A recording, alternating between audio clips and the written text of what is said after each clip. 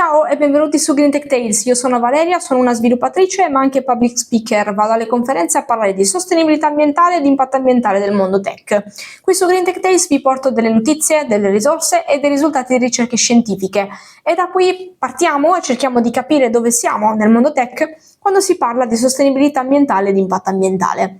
Oggi, come al solito, vi porto due notizie, una di questa è una ricerca scientifica, anzi i suoi risultati, in un modo spero più breve rispetto all'ultima volta, e anche oggi però vi parlo di intelligenza artificiale. Se vi ricordate, in uno degli episodi precedenti abbiamo parlato di intelligenza artificiale e dell'integrazione di due tematiche, ovvero le tematiche di etica e le tematiche di sostenibilità ambientale. Oggi parleremo dell'elefante nella stanza, ovvero del consumo di acqua.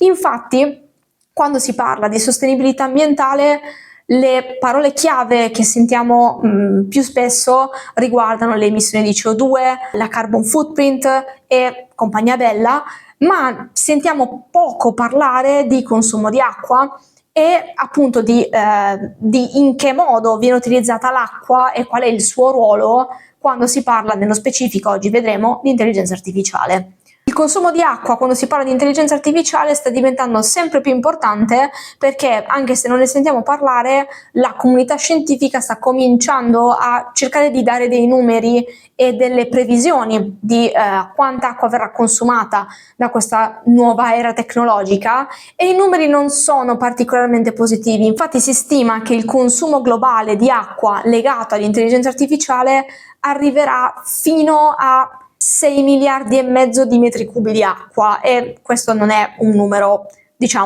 irrilevante. E appunto la ricerca scientifica che vediamo oggi cerca di mettere in piedi una metodologia che permetta di definire come e quanto l'intelligenza artificiale consuma l'acqua e in che modo e quali strategie si possono applicare per ridurre il consumo di acqua. Ora, sebbene non sentiamo parlare molto spesso di consumo di acqua, in realtà esistono già delle regolamentazioni. Infatti la normativa ISO-IEC, dove IEC sta per International Electrotechnical Commission, devo leggerla perché sennò non riesco a dirla sta cosa, dà una definizione standard di che cosa vuol dire Water Usage Effectiveness.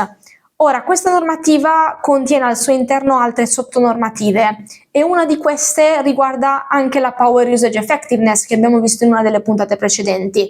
E per dirla breve, la Power Usage Effectiveness si concentra sul consumo energetico, mentre la Water Usage Effectiveness si concentra sul consumo d'acqua.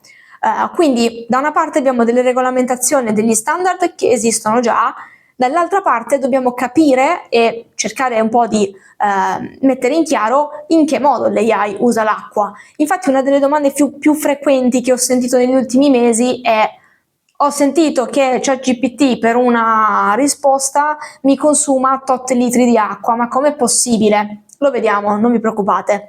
Allora, in primis dobbiamo fare una sorta di parallelismo e di anche similitudine con le emissioni di CO2. Infatti uno degli standard internazionali chiamato Greenhouse Gas Protocol suddivide le emissioni di CO2 in 3 scope che potremmo definire come 3 categorie. Allo stesso modo abbiamo la possibilità di definire gli stessi 3 scope con indicativamente una definizione molto simile anche per l'acqua.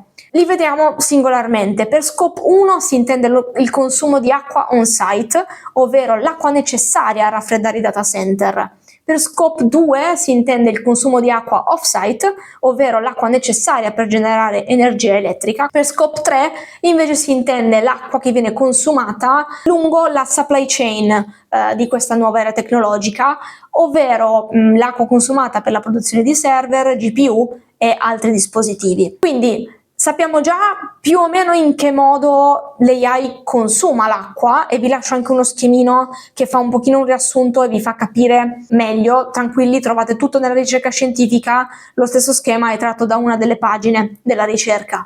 E abbiamo visto quali sono le similitudini rispetto al consumo energetico, ma esistono anche degli opposti, ovvero uno di questi è in primis il fatto che Anche per il consumo d'acqua abbiamo una differenza tra il dove e quando avvengono le due fasi principali che vengono considerate in ambito intelligenza artificiale, ovvero le fasi di training e le fasi di inferenza dei nostri modelli. Infatti dove e quando vengono appunto allenati i modelli e avvengono le fasi di inferenza ha un'enorme differenza rispetto al consumo di acqua. Adesso lo vediamo. La cosa interessante è che questa differenza in realtà ci porta ad una situazione che è esattamente l'opposto rispetto alla situazione che ci permette di avere una maggiore efficienza in termini di emissioni di CO2. Ora, se pensiamo un attimo a come viene utilizzata l'acqua nei data center, ovvero viene utilizzata per raffreddarli, se pensiamo al fatto che servirà molta più acqua in zone del mondo in cui magari abbiamo delle temperature mediamente più alte, oppure in giornate e momenti della giornata in cui abbiamo il sole alto e bello caldo, viene da sé il fatto che il consumo di acqua sarà maggiore in queste situazioni. Di conseguenza si accende un po' una lampadina, ovvero quando parliamo invece di carbon efficiency vogliamo le situazioni in cui possiamo sfruttare l'energia solare in modo da poter produrre energia rinnovabile e di conseguenza avere delle minori emissioni di CO2. Quando si parla di consumo di acqua, noi sostanzialmente vogliamo smettere di seguirlo sto sole, cioè il fatto che ci sia il sole e di conseguenza ci siano delle temperature molto più alte all'esterno implica che sarà necessaria molta più acqua per raffreddare i server e i data center. Quindi questo ci porta ad una situazione, dobbiamo scegliere se avere una maggiore carbon efficiency o una maggiore water efficiency, e questo è un enorme problema perché non si possono proseguire entrambe le strade nello stesso momento, bisogna scegliere e la scelta è abbastanza difficile. Vi lascio qua da qualche parte una tabella che anche questa fa parte della ricerca scientifica, in cui viene mostrato che ci sono alcune parti del mondo in cui tendenzialmente le temperature sono più alte, come ad esempio l'Arizona, in cui la Power Usage Effectiveness ha un valore simile a 1, diciamo molto vicino all'1, ciò vuol dire che abbiamo un buon valore, ma abbiamo poi una Water Usage Effectiveness che ci porta a dire che in realtà il consumo di acqua è molto alto, di conseguenza abbiamo una minore efficienza in termini di consumo di acqua. Dall'altra parte abbiamo delle altre parti del mondo con mediamente delle temperature più basse e meno giornate soleggiate, in cui la Power Usage Effectiveness magari è comunque vicina a 1, ma la Water Usage Effectiveness è molto più vicina allo 0. Come regola, la Water Usage Effectiveness pari a 0 vuol dire che siamo in una situazione di maggiore efficienza di acqua, diciamo è la situazione più positiva. Quindi che cosa vuol dire questo? Quali sono le conclusioni di questa ricerca? Sono principalmente due e le abbiamo un po' viste in realtà, ovvero dobbiamo renderci bene conto che il dove e quando fa un'enorme differenza in termini di consumo di acqua e che abbiamo una situazione totalmente opposta rispetto al consumo energetico. L'altro problema e l'altra conclusione è il fatto che abbiamo più bisogno di trasparenza, di dati molto chiari da parte dei provider dei large language models, e abbiamo una esigenza di utilizzo di metriche che siano standardizzate e diciamo rese un pochino più chiare e condivise in questo ambito. Ovviamente la ricerca si conclude anche con dei numeri, io ve li cito ma appunto vanno presi un po' con le pinze perché comunque sono delle stime. Il modello che viene utilizzato come esempio nella ricerca è GPT-3 e alla fine della ricerca viene verificato che la fase di training di questo modello può arrivare ad un consumo di milioni di litri di acqua. Ora vorrei fare una piccola parentesi e dire che l'acqua che viene utilizzata per il raffreddamento di data center e anche per queste fasi di solito e per la maggior parte è acqua potabile. Questo vuol dire che una risorsa che serve per l'uomo viene utilizzata quasi in modo estremamente superficiale e dobbiamo renderci conto prima possibile di questi enormi consumi e cercare di fare qualcosa e di migliorare appunto questi numeri, perché l'acqua non è una risorsa infinita, purtroppo. La seconda notizia che vi porto oggi in realtà è un progetto open source che ci arriva dalla Green Web Foundation. Con questa notizia diciamo che parlo un po' di più ai dev, nello specifico sia ai dev che fanno backend sia quelli front-end, anzi per i front-endisti è un po' una mano d'aiuto questo progetto. Ma di che cosa si tratta? Abbiamo visto nella notizia precedente, abbiamo nominato in realtà nella notizia precedente più volte il concetto di carbon awareness. Ora, questo progetto si chiama Grid Aware, nello specifico Grid Aware Websites, e ci fa un po', ci ricorda un pochino il concetto di carbon aware, no? In realtà sono molto simili, ma Grid Aware pone il focus nello specifico sul consumo energetico e su alcuni, diciamo, buchi che presenta il concetto della carbon awareness, ovvero nello specifico, parlando di siti web, dire che un sito web è carbon aware vuol dire che il caricamento dei suoi contenuti, il modo in cui vengono mostrati e in generale il suo funzionamento varia in base alla carbon intensity, ovvero la quantità di CO2 che viene emessa associata al mix energetico di un determinato luogo.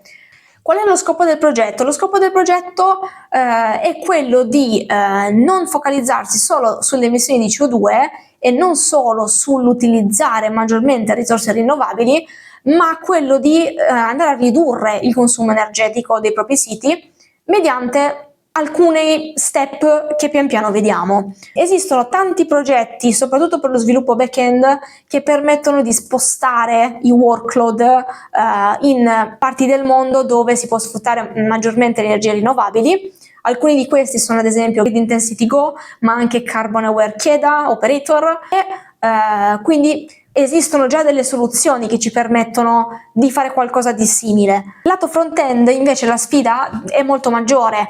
Perché? Perché sicuramente non possiamo dire ai nostri utenti no, guarda, in questo momento in base a dove sei e a dove sta girando questo sito stai emettendo più CO2, quindi torna nella prossima parte della giornata o torna domani che è previsto il soleggiato e quindi potremo utilizzare energia rinnovabile. Questa cosa non la possiamo fare. Ci sono stati diversi tentativi di sviluppo front-end che permettessero di, diciamo, mettere una pezza a questa problematica. Uno di questi è l'utilizzo di script che permettano, in base all'attuale grid intensity, di mostrare le immagini magari in un certo modo, di caricare solo un certo tipo di font o caricare solo un certo tipo di immagini, ad esempio in bianco e nero, o ancora un altro dei tentativi è stato quello di sviluppare due versioni dello stesso sito, una meno impattante e una, diciamo, normale.